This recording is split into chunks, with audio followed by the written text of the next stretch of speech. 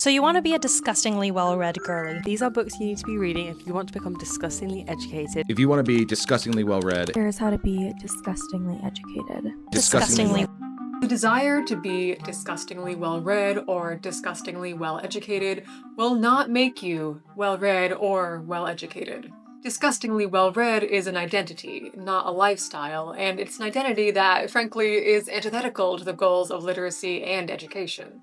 Over the past 8 months to a year or so, there's been a trend making its rounds on booktok, tube, and gram. Short videos wherein the creator lists books you should read if you want to be disgustingly well-read or overeducated. The videos, or Instagram carousels in some cases, often feature aesthetically pleasing bookshelves, cozy clothing and coffee mugs, or other imagery that evokes studiousness and intelligence. The majority of the recommendations are works of classic literature, philosophy, critical theory, academic nonfiction, books that are indeed highly educational. However, there's usually little reasoning provided as to why these specific books are the ones that will make you well-read beyond a quick blurb or two. And I suspect this is because these videos are not really trying to sell you the impassioned pursuit of knowledge, even if the creators think they are. They're selling an aspiration, an aesthetic. So today I want to break down what this trend is doing, why that's a problem, what a well-read life actually entails, and the one question you should ask yourself if a life of the mind is what you desire. Now, to be abundantly clear before we get into it, I have no doubt that all of the creators I'm clipping in this video have nothing but good intentions. My critique is not with the individuals who participate in the trend, but rather the language and the format of the trend itself and how it ultimately fails people who have a genuine desire to learn and reclaim their brains. Because that's the issue. The desire is genuine. This is not performative reading or performative education, but the solution as presented here is ultimately insufficient and unsustainable. Let's start with the key word here, disgusting. Disgusting! I find the choice of disgusting simultaneously fascinating and very concerning because it reveals so much about this particular perspective on learning and reading. As per Merriam-Webster, disgust, noun, marked aversion aroused by something highly distasteful, repugnance. Disgust, verb, to provoke loathing, repugnance, or aversion, be offensive to. Disgust is an inherently negative emotion, and in fact, it's one of the 7 universal primary emotions, meaning that all human beings experience it regardless of their cultural background. Specifically, disgust works as a sort of behavioral immune system that prompts the disgusted person to avoid or reject a contagion. Like, you know when you've had leftovers sitting in your fridge for a few days, and you take a quick whiff just to make sure they're still edible, and if they smell nasty, you toss them? That's the disgust response protecting you from eating contaminated food and getting sick. So why would someone want to be disgusting? Because that's what disgustingly well-read means in its most literal sense, to be so well-read, so highly educated that you inspire disgust in another person. And because we know that the purpose of disgust is avoidance and rejection, wouldn't that mean that the disgustingly well-read person would be rejected by the people around them, or at least kind of held at arm's length? By its very nature, yes it does. And in fact, one video I came across states that explicitly as the goal. 5 books to become disgustingly profound that people will treat you like an alien. How can that possibly be a good thing? Honestly, I find it downright weird. Now, realistically, I highly doubt that anyone participating in this trend consciously desires to be disgusting in its most visceral and repugnant sense. Instead, I suspect that the true desire here is not to inspire disgust in others, but to inspire envy. So much envy that it becomes resentment, which might feel like disgust. But real quick, I want to take a second to thank the sponsor of this video, Scrolly. Scrolly is a physical screen time blocker that you cannot cheat your way around, which we are all guilty of doing. If you want to unlock your apps, you'll have to have your Scrolly on hand. No sneaking around in your settings. Just keep him somewhere out of reach while you're reading, studying, or doing any other focused activity, and you're sure to have a satisfying and productive session. So go to scrollyapp.io or click the link in the description to get your Scrolly today. So why would a high level of education inspire envy? Because education is a form of cultural capital, which is a term coined by French sociologist Pierre Bourdieu. Simply put, a non-financial asset that helps people succeed in society. Some more examples of knowledge as cultural capital are university degrees, access to books, whether that's from a public library or a personal collection, specialist qualifications, or even simply speaking in a way that sounds educated. But if intelligence is cultural capital, it's capital that's becoming increasingly inaccessible. In March of this year, at BlackRock's US Infrastructure Summit, OpenAI founder Sam Altman hit us with this downright evil quote: "We see a future where intelligence is a utility, like electricity or water, and people buy it from us on a meter." In this dystopia that Altman longs for, the people are all but brain dead and can only access intelligence if they have the financial means to purchase it. So it stands to reason that people who are already intelligent and educated would be part of an elite class. They'd have an innate intellectual wealth, which means more cultural capital, which means more power and access in society. The gap between the intellectual elite and the brain-rotted masses would be a cavern. Now, maybe I'm naive, but I doubt that Altman will succeed in achieving this future where intelligence is literally metered out and we all start buying like 10 units of smartness a week or something. He and the rest of the tech billionaires are absolutely going to try their best to do so. And I think on some level, most of us plebes are aware that we're being intentionally dumbed down by the powers that be. And so, to bring it back to the disgustingly well-read trend, we want to break away and enter that elite class. The implicit promise of the trend is that by reading enough of the right books or studying enough of the right topics, we'll be rewarded with upward movement in the social or cultural hierarchy. And by extension, the people who aren't well-read or well-educated will be left behind and will not be granted this upward movement, and they in turn will be envious of or disgusted by us. Although this cultural capital idea is largely speculation of mine, I don't think it's unfounded.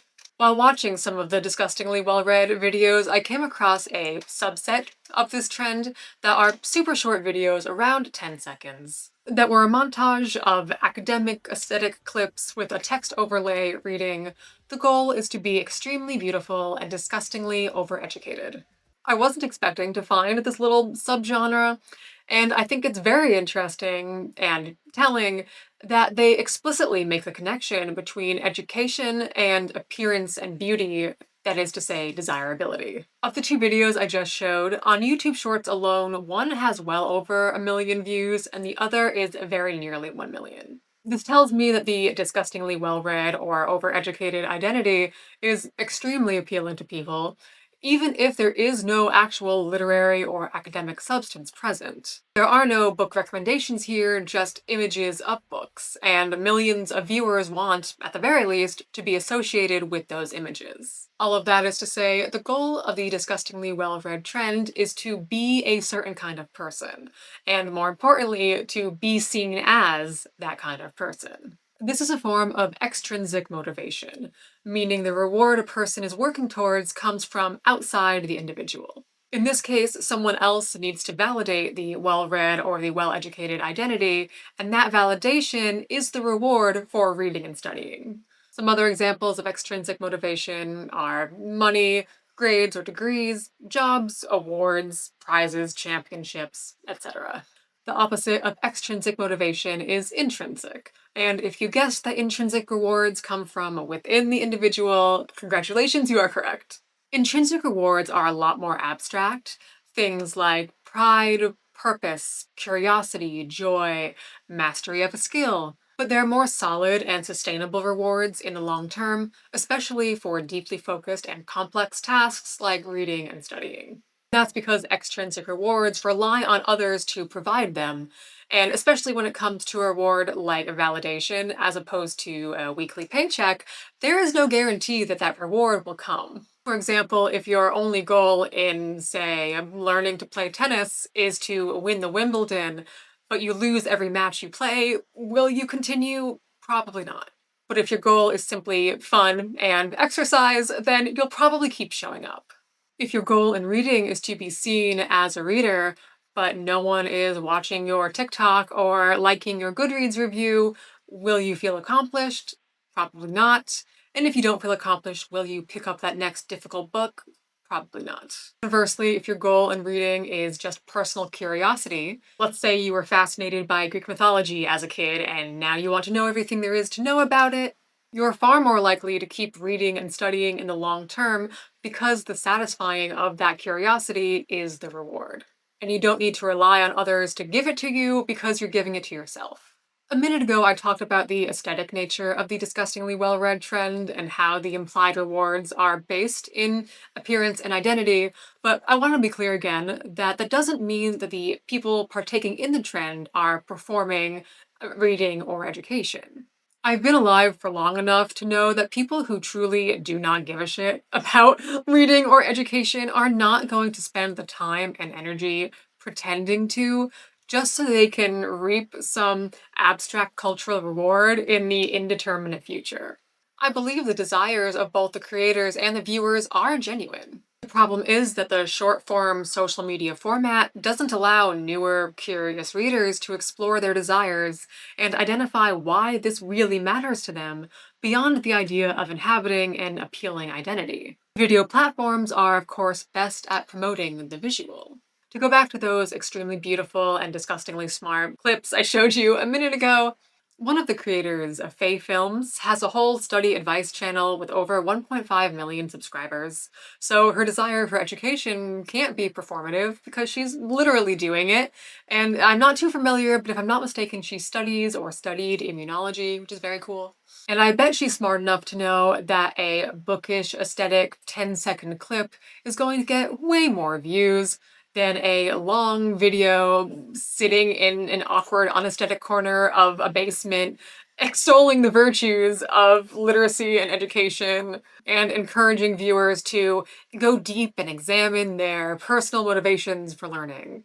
A video that easily allows viewers to imagine themselves being the smartest and most beautiful person in the room is way sexier. And so intrinsic rewards are especially necessary not only because external rewards are unreliable, but because the real everyday work of reading, learning, writing, studying is often not aesthetically pleasing and sometimes not even very fun. It's not all dark academia, cozy core vibes, and taking notes with a fountain pen while sipping herbal tea, though sometimes it is. But it's more often squeezing in reading time after a stressful day and you're already drained, struggling with a concept but having no one to help you, only managing to read 15 pages when your goal was 50 and feeling defeated, or even just the isolation that comes with an inherently solitary pursuit. Reading and learning are slow and deliberate processes that, in reality, offer very little in the way of external rewards, especially if your education is self-directed outside of an academic institution. It's the self-satisfaction, whatever exactly that may be for you, that will keep you coming back on those unappealing days over the course of several years, or preferably the rest of your life. I'm now at the portion of the video where I would like to offer some sort of alternative or solution, but the tricky thing here is that those intrinsic motivations are so individual and so personal that they can only come from inside of you. TikTok can't tell you what they are, I can't tell you, your friends, family, partners, professors can't tell you. But what I can tell you are what my personal motivations are, in the hope that they illustrate the whole core of my argument here.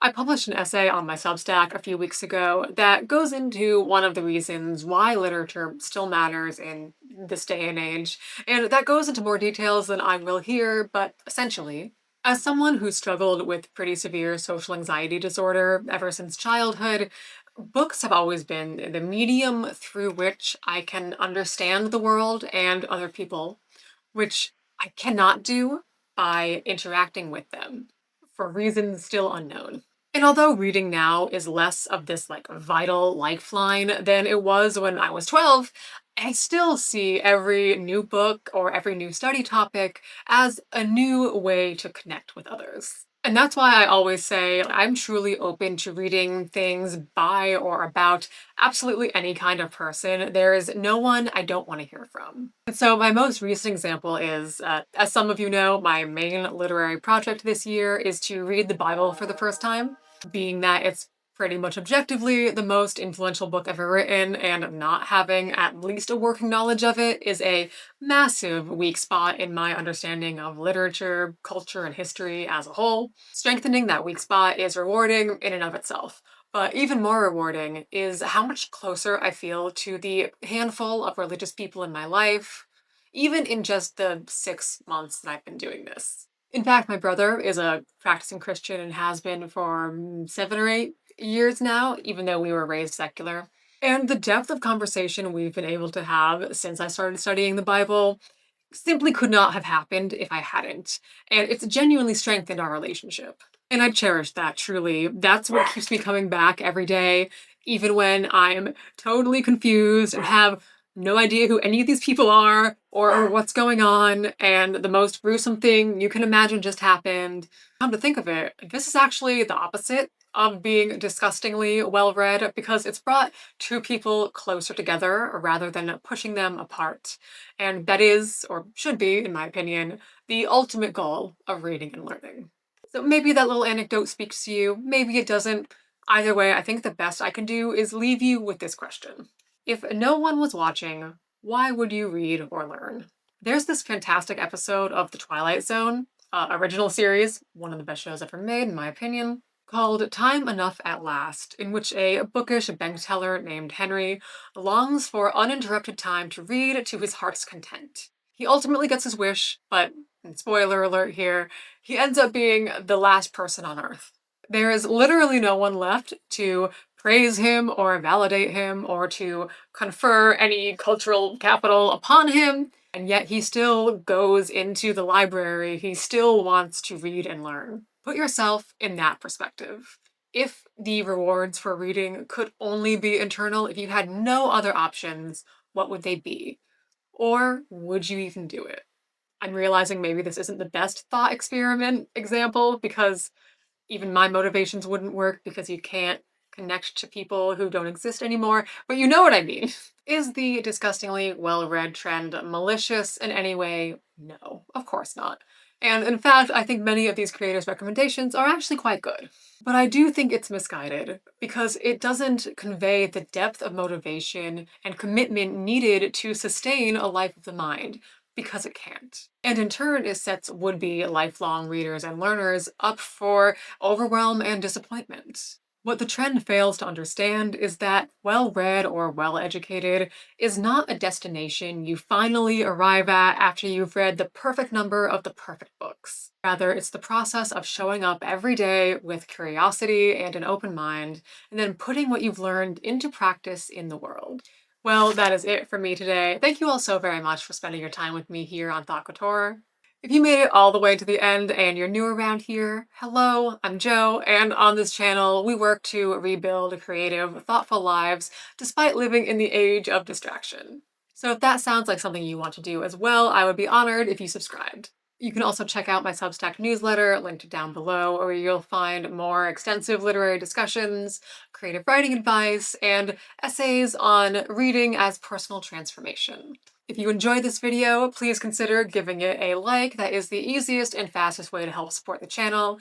And if you're still in the mood for watching another one similar to this, you might enjoy either of these two. I will let you go now. Thank you again for watching. I hope you have a lovely rest of your day, and I will see you in the next one.